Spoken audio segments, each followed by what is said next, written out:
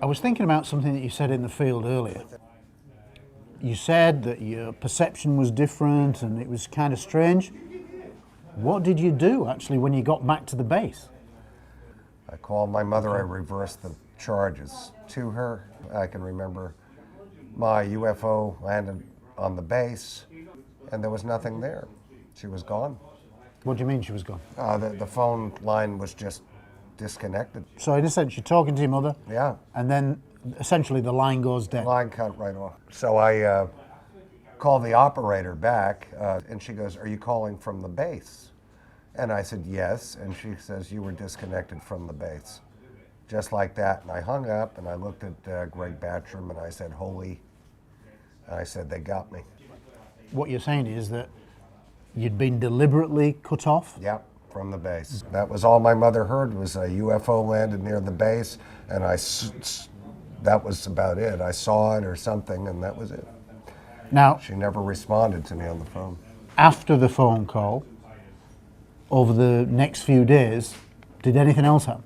I decided I should write her a letter in case she's wondering, and I wanted to communicate what happened.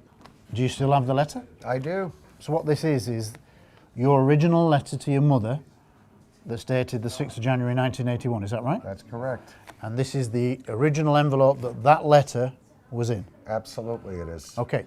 Well, as I look at this letter now as a detective, this is very important. One, principally because it's an original document. The first key thing evidentially for me as a detective is the 6th of January 1981, because I know that from my research of this case that on the 13th of January, Colonel Halt, the then Lieutenant Colonel, Deputy Base Commander of what was a nuclear base, wrote his famous Halt Memorandum about the whole incident.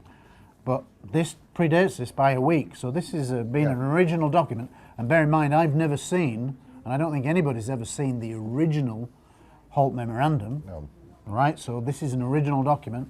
So this is interesting, and it's clearly the 6th of January 1981. We know that what's described in this full page is actually not Larry's night.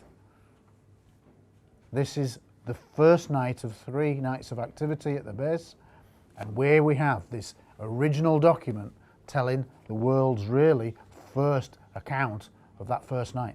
Highly, highly evidential. Now, when I look at the envelope, I'm drawn to the stamp, and that's very clear, and it's written in military language, which is 7 Jan 81. Now, so that makes sense. A letter written on the 6th, you go to the post office, you put it in, you make a comment. Now, something that strikes me, absolutely like knocks me straight between the eyes, is capital letters U.F.O.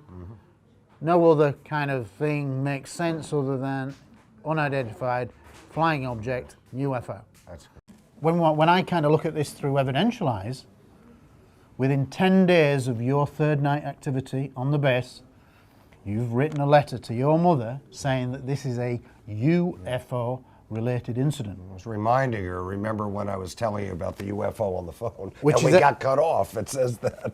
Which now all makes sense. Yeah. Because this is something you have always said, that you made a phone call to your mother, and it's now referenced. So to me, what we have, and we know from some of the details in this, as matched to the witnesses that have come forward, that this is a pretty accurate record. Quite a bit. Yeah, absolutely, even down to the size, dimensions of the craft that was seen on the first night. Yeah. So here we have an original document written within 10 days of the 3rd night's activity, outlining the first real account of the entire thing that kicks off this major incident. So for me, this is priceless. And because it's original, it's absolutely dynamite. This is brilliant evidence in a court of law. Well, how I knew about that first night is that in our debriefing, they told us that pretty much outlined what I've written there happened, and that's why I thought we went out to respond to that, not knowing that was already 2 nights previous to my event. So I just thought, oh, I'll put that in because I wasn't involved in it, so I can't get in trouble. But it made sense to me that that's why we went out to respond to this incident not knowing that I didn't know that it didn't take place in just one night at that point. As far as I'm concerned, this is the world's first genuine account of the entire incident.